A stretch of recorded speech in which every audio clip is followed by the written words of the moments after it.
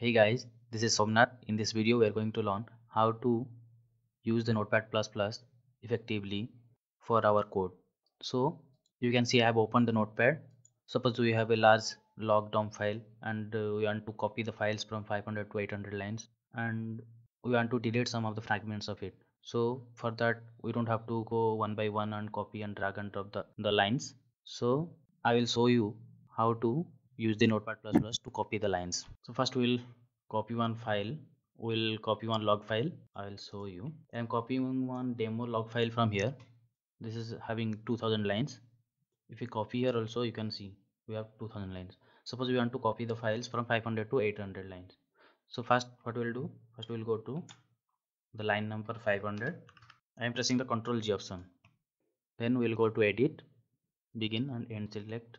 Then again we'll press Ctrl G. We'll go to 800.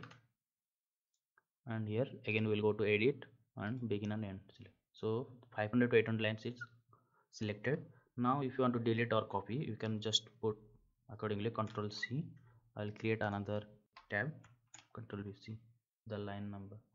This is having the 500 to 800 lines.